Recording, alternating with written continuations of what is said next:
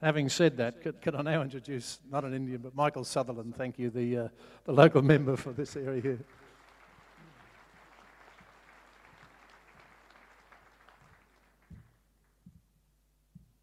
Thank you, Bob, and it's a very hard number of speakers to follow, starting off with Calvin Crombie, who is now, as we know, an expert in military history and how it affected Australia and Israel. But just listening to Bob, what he said about his father and reminiscing, when we were in Israel a few months ago, we visited Sderot, and we went to the police station and we saw cases of shells of rockets that had come in, and I think there was an article in the Maccabean this week about it hit a center for some unfortunate children and destroyed the place.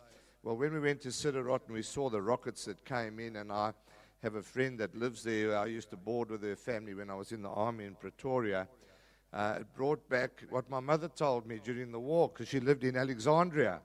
And my father was 5 years in the desert with the South African Army. The South African Army was guarding all the Allied stores in the Western Desert. In those years, 85 million pounds worth of stores. And the terror that my mother used to relate to us about bombs falling on them, and when a door banged when we were kids, she used to go hysterical. And then when you go to a place like Sderot and you see these rockets coming in time and again, and you say, how do these people put up with it? And when they respond, they asked, why was there not a measured response? I mean, the world's gone crazy. So we have to ask ourselves, people want to live in peace. Soldiers went to the Middle East from all the Allied countries. You go to El Alamein, you see the terrible cemeteries there, absolutely disturbing, the Allied cemeteries. And 50, 60 years on, the West has seemingly gone soft and wants to self-destruct. So I think we should all ask ourselves the sacrifices that those people gave and some of our families. And I said once to my father, why did you sign up? You were 35 in 1940. He said, well, when France fell, I thought it was time for me to do something. So he went into the army for 6 years, and 5 years of that he was in the desert.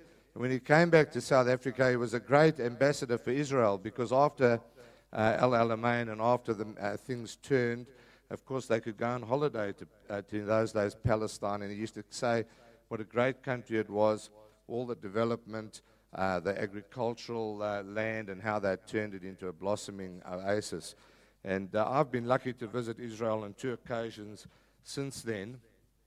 This year we went together with 7 of our state parliamentary colleagues, and we were very lucky to be lectured by a large number of people. As Michael Keenan said, you meet people from all walks of life, and those that are supportive and not supportive, and various ideological views. But I think what we've got to be aware of here in Australia, because we're all in the same boat together, we're all in the same boat singing, Michael row the boat ashore, and we're all in that same boat, and hopefully we'll all make it to shore. But what is going on is the world's been turned on its head, and there's a great propaganda war out there that vilifies Israel and the West. And when we were visiting Israel, we met with 2 groups. One is called Media Watch, and Media Watch hones into the media that's put out from various Arab TV stations. A lot of it is kiddies programs, and it's beamed in with very, very negative connotations and stories about Jewish people and about Israel. So it was quite disturbing to see that. And the second one was the NGO Monitor, which monitors the publications put out by groups such as Amnesty International, various UN groups, aid agencies, and humanitarian organizations which constantly vilify Israel and turn the world on its head. And we have groups like that here in our midst in Australia. We have the Australian Human Rights Commission, who, despite the fact that the Australian government last year refused to go to the Durban 2 conference, took it upon themselves to go there and lauded the findings of the Durban 1 conference. And